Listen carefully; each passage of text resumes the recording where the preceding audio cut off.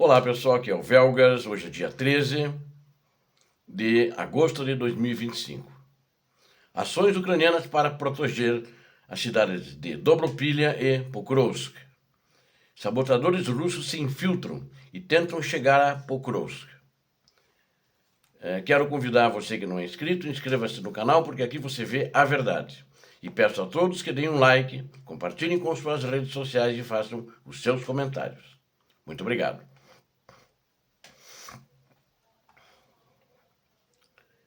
Aproximadamente 150 sabotadores russos tentaram chegar a Pokrovsk.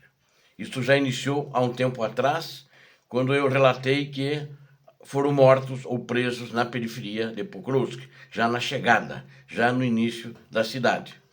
Desses 150, apenas 30 chegaram. Os restantes foram eliminados antes de chegar em Pokrovsk. Grupos de sabotagem russos foram de fato registrados em Pokrovsk, na região de Donetsk, que é a província de Donetsk. Dos cerca de 150 ocupantes que se dirigiram à cidade, apenas cerca de 30 conseguiram chegar lá, de acordo com os relatos já do projeto Deep State, né? E segundo eles, os ocupantes russos formaram 3 grupos táticos, com 50 pessoas cada um. A tarefa era desestabilizar a situação, semear o pânico entre os moradores, a minoria de moradores, né? E forçar as unidades ucranianas a deixarem a cidade. Acreditamos hoje que Pokrovsk deve ter entre 1.500 a 2.000 moradores no máximo, né? E aí também queria forçá-los a deixar a cidade. Semelhante aos eventos em Selidov, como eles fizeram em Selidov. A rota de Selidov a Pokrovsk, eles fizeram uma rota de Selidov a Pokrovsk. E essa rota desses 150, eles não vieram todos juntos, vieram em grupos, mas eles podiam se comunicar entre eles. Levou 14 dias para os militares russos. Ou seja, 4 dias para chegar à zona industrial de Peshanoye, e outros 10 para ir a Peshanoye. De Peshanoye até a rua onde os 30 conseguiram chegar, lá em Pokrovsk, Zashitnokov ucraíno. Então, esta é a rua que eles chegaram já no início da cidade. Não conseguiram se desenvolver para entrar mais profundamente na cidade. Os grupos de sabotagem russos recebiam comunicações, água e alimentos por meio de lançamentos de drones russos, o que garantia a coordenação adequada entre as unidades e o conhecimento da localização um dos outros, ou seja, os grupos conheciam a localização de cada grupo e eles se comunicaram. Para se disfarçarem durante o trajeto, os russos usavam capas especiais e se escondiam em abrigos aleatórios. Além disso, estavam equipados com rastreadores para poder seguir na sua rota e não se perderem. Na realidade, eu falei, das 150, 120 morreram, né? Com certeza. E pode ser, segundo o próprio exército ucraniano falou, alguém tenha sobrevivido após ser ferido e rastejou para algum local, mas não acredita-se que eles tenham, porque ninguém saiu, vamos dizer, em pé de lá. Os que saíram em pé foram feitos prisioneiros, se renderam para o exército da Ucrânia. E eles começaram essa operação de se reunir lá na região de Pokrovsk no dia 19 de julho. E começaram a fazer ações de sabotagem. E a busca, a Ucrânia ainda assim mesmo continua em Pokrovsk, fazendo a busca por esses remanescentes, eventuais remanescentes, né? E esta semana, a última parte dos sabotadores se rendeu. Essa semana agora, que iniciou no domingo, né? O Deep State também observou que os ocupantes não atingiram o seu objetivo, embora tenham criado muitas dificuldades para os ucranianos. Analistas observaram que é difícil considerar bem-sucedido um plano que pressupunha que 80% do efetivo morreria durante o avanço para o local da missão. Ou seja, os russos já achavam que a maior parte da sua tropa ia morrer, ou seja, 80%, então 20% só que ia chegar lá para concluir a missão. Quer dizer, isso nunca daria certo, como não deu certo, né? E agora, em 9 de agosto, o porta-voz do exército ucraniano afirmou que a situação na direção de Pokrovsk é a mais difícil do último ano. Muitos combates, muitos ataques, muito intensos, apesar de terem diminuído em quantidade, como eu tenho relatado para vocês. E o problema que é a questão psicológica que a Ucrânia, na minha opinião, também está enfrentando, é que é público isso, né? Eu informei ontem, aproximadamente mais de 100 mil militares russos estão concentrados ali na região de Pokrovsk. E isso faz com que dá para terminar a base, né? A Ucrânia deve ter aí 1/3, talvez até do efetivo para defender a situação. E grupos poderosos do exército russo, podemos chamar assim, estão atualmente estacionados lá. Eles trouxeram, inclusive, as melhores unidades que eles têm de outras partes do teatro de operações, para que eles consigam forçar a ocupação e eles também já começaram, inclusive, a transferir pessoal em massa de outras regiões, né? Caminhões, tanques, inclusive estão mandando isso também para Zaporizhia. Eles acham que estão tentando empurrar Zaporizhia também, vão tentar isso também. No total, a Ucrânia observou que 25 caminhões, agora no início da semana, com tanques e outros tipos de veículos blindados, foram transferidos, inclusive, de Pokrovsk para a região de Zaporizhia, para reforçar Zaporizhia. Mas acredito que eles têm bem menos força e bem menos condições de fazer avanços ali naquela região de Zaporizhia. Bom, medidas ucranianas para proteger Dobrupilha e Pokrovsk. Eu falei ontem sobre Dobrupilha, que houve uma infiltração também. Não é um avanço. Tem muita gente, muitos canais, inclusive canais bons, que normalmente falam coisas sérias. Eles estão divulgando que a Rússia fez um grande avanço e tomou Dobrupilha, que é uma cidade. Não, ela fica a 22 quilômetros de Pokrovsk. Eles não tomaram a cidade, eles chegaram a entrar em algumas vilas, mas são grupos pequenos como esses que eu relatei de Pokrovsk. Eu fiz questão de falar sobre Pokrovsk agora para dizer como é que foi o resultado lá. Então, a Ucrânia continua comandando e mandando em Pokrovsk. E segundo a Ucrânia diz, eles ainda procuram eventuais sobreviventes desses grupos que se infiltraram em Pokrovsk, mas eles acreditam que já não tem nenhum grupo infiltrado mais lá. E tem reforço em Pokrovsk também, assim como tem reforço na cidade de Dobrupilha. E eles avançaram, sem dúvida. Não, na realidade, eu não digo que é avanço, porque grupo infiltrado não faz avanço. Grupo infiltrado faz atentados, faz sabotagens, etc. Mas fazer avanço, que determinar, dominar posições, eles não fazem, né? Apesar de que parece-me que agora eles entraram num número um pouco maior do que eles entraram lá em Pokrovsk, que fica próximo. E agora eles resolveram aparecer, fizeram algumas sabotagens, começaram de fazer ações, né? E só que eles não têm blindados, né? Eles não têm assim uma grande estrutura de material bélico, né? É a tropa de infantaria que entrou, né? Com a sua mochila, seu fuzil, munições que eles trouxeram na mochila, e não tem muito mais do que isso. Mas eles fizeram então o que eles chamam de avanço, até a mídia está chamando de avanço, e faz parte da ofensiva russa, é justamente maior entre as duas principais cidades ali, eles estão entre Pokrovsk e Konstantinivka. E eles querem que, na realidade, em Moscou, eles esperam cortar as rotas de abastecimento, aumentando ainda mais a pressão sobre as tropas ucranianas no setor. Eu acho que com grupos de infiltração, eles não vão conseguir ter rota nenhuma. Eles podem vir, ficar temporariamente, ou depois ou saem, ou vão lutar ali e poderão morrer, que com certeza serão em menor quantidade, porque atrás deles não veio um grande contingente. Não passou nenhum grande contingente que furou a defesa ucraniana. Essa notícia, na minha opinião, ela vem para tentar fortalecer a posição da Rússia antes da reunião no Alasca com Trump e o ditador da Rússia, entre essas duas figuras, que vai acontecer agora, se não mudar, até o dia 15 de agosto. Então, eu digo que esses ataques que eles fizeram é real, mas no sentido de que eles dominaram, eles mantêm posições lá, eles não mantêm posições. Eles chegam, fazem vamos dizer assim, o terrorismo deles e eles aí vão procurar abrigo. Porque onde eles fizeram, a Ucrânia manda tropas que certamente são maiores, tropas mais robustas, vamos chamar assim, do que 20 ou 30 sabotadores russos. Então eles têm que se proteger, que não adianta chegar lá, ficar 2 dias e já morrer. Mas já aconteceu com muitos que já estão morrendo.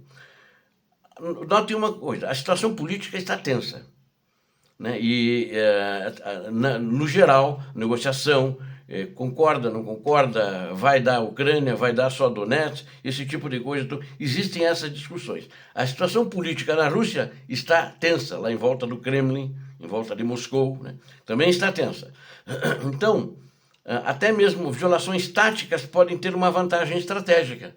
Mentiras táticas, então, se narrativas alarmistas começarem a se espalhar amplamente no espaço de informações, pouco antes das negociações importantes, isso pode ter algum efeito positivo para a Rússia. Então, a Rússia está tentando exatamente isso. Mas se os grupos de assalto russo conseguirem consolidar as posições e explorar essa brecha existente, ou seja, o avanço também poderá ajudar a Rússia a acelerar rapidamente o seu objetivo de tomar Donetsk. Só que essa brecha já foi fechada. A Ucrânia já mandou reforços de infantaria blindada, inclusive, e essa brecha onde eles passaram já está fechada. Então isso aí não acho que está fora de questão. Eles podem conseguir talvez passar na mesma brecha se conseguirem romper a defesa ucraniana. E o presidente, inclusive, Volodymyr Zelensky, se pronunciou sobre isso. Ele disse que isso envolve apenas grupos de russos, não tem veículos, não tem blindados, são tropas a pé. Então, acho que não há muita preocupação. Fez-se um grande circo já hoje cedo, em alguns canais, inclusive canais. Isso é preocupante? É preocupante, claro, eles conseguiram furar. Eu, inclusive, me preocupo com isso. Se eles conseguiram furar, talvez um contingente maior fure. Eles não tinham, aparentemente, nenhum contingente maior para passar ali. Acho que se tivessem, né, se tivessem pronto, eles teriam passado e teriam pegado posições mais graves. Agora, isso também revela alguns problemas mais amplos dentro das forças ucranianas na Ucrânia, como, por exemplo, a escassez. Acho que precisava de mais tropas ali, que a Ucrânia mandou agora de reservas que elas tinham.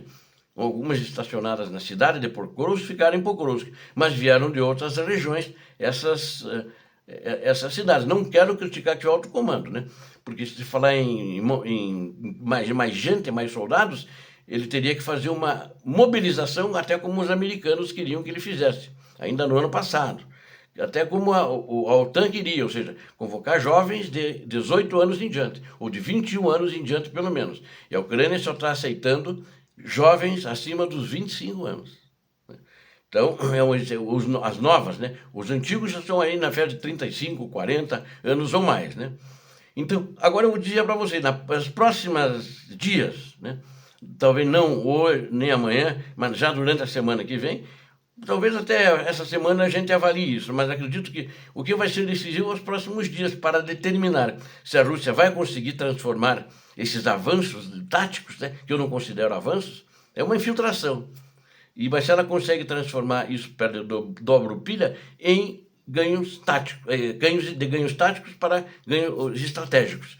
Não sei se ela vai conseguir, tenho minhas dúvidas que eles têm capacidade para isso, que eles já deveriam ter passado com uma tropa atrás. Agora, com a Ucrânia fechando isso, estando caçando eles na região de dobro pilha, acho que isso não vai acontecer. Então, mas vamos saber isso nos próximos dias, como é que isso vai acontecer. Na realidade, isso gerou para dar uma notícia falsa de que tinha tomado quando não tomou, mas a notícia da Rússia está prevalecendo em muitos canais, em muitos mídias de informação. Mas, na realidade, nos próximos dias, né, vão ser muito cruciais também para a capacidade da Ucrânia de impedir ganhos russos acelerados também ao norte e ao noroeste de Pokrovsk.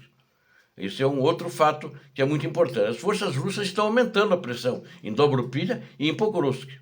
E o Pokrovsk é o objetivo deles. Dobrupilha seria um ganho estratégico se eles pegassem para ir na Constantinivka e depois de Constantinivka ir para todas são em Donetsk, e para Pokrovsk, né? E as forças, então eles têm aumentado essa pressão através dessas aldeias. Inclusive eles entraram em algumas aldeias, né? Umas aldeias muito pequenas. Numa aldeia lá tinha onde tem 44 habitantes só, mas as tropas ucranianas não estavam lá, porque não é uma aldeia de valor tático, né? É uma aldeia praticamente destruída. E eles ficaram lá um tempo, fizeram um pouco de bagunça lá para dar a impressão que eles estão lá, que eles conquistaram. Quando as tropas ucranianas chegaram, eles se mandaram, né? E mesmo porque eles não têm como, eles não têm blindados, eles estão a pé e com veículos leves, eles têm que se esconder, procurar matas, procurar áreas dobradas, terrenos dobrados, para que eles não tenham nenhum prejuízo e não percam um efetivo muito grande de tropas, né?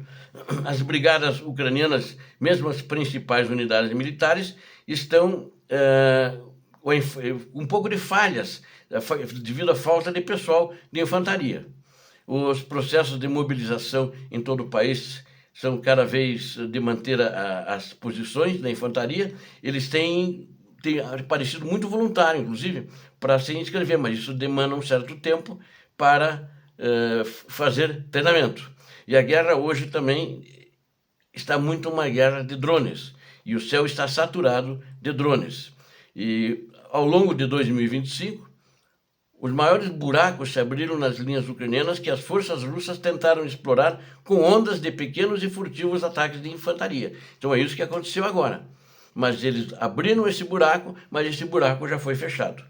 Agora, isso demonstra uma situação, eu diria até caótica, que pode dar um certo... Não gosto de usar muito essa palavra, mas tem que cuidar, né? Para não deixar nenhuma brecha, não deixar nenhum lugar que, com a fraca defesa, com pouco pessoal. E eles se aproveitaram, na realidade, quando eles furaram, eles estavam avançando 600 metros por dia. Eles demoraram 14 dias para fazer um avanço maior. É a velocidade deles, mas justamente eles fazem isso porque eles... Provavelmente, eu acredito que eles passaram a noite rastejando ali nessa região onde estavam as posições ucranianas.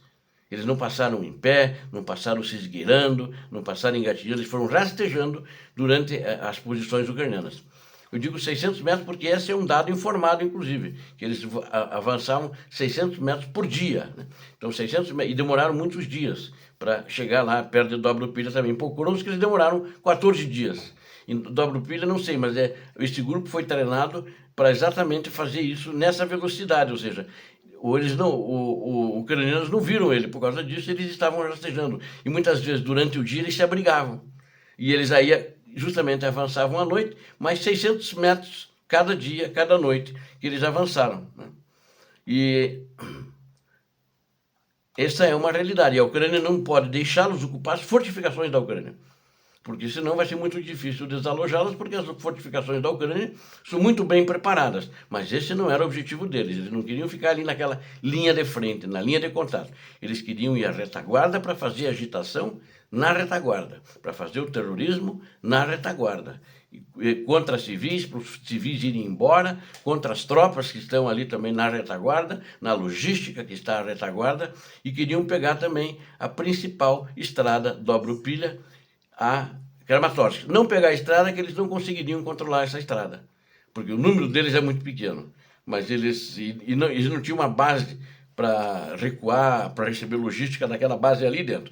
Eles tinham que fazer de conta que estão lá, mas não, eles inclusive chegaram a cruzar a estrada e foram procurar abrigo em matas na região. Ou seja, a Ucrânia, na realidade, está caçando elementos que entraram furtivamente, estão furtivamente procurando fazer ataques de terrorismo. Provavelmente, ainda os remanescentes, ontem já foram eliminados 20, que eu já relatei para vocês, e os outros deverão ser eliminados agora. Esse número que está ali ainda não está confirmado, perto do Dobrupilha, mas deve ser provavelmente igual ou inferior ao que estava em Pokrovsk, que eu relatei para vocês, de 150 pessoas. Eu acredito pessoalmente que é menos de 150.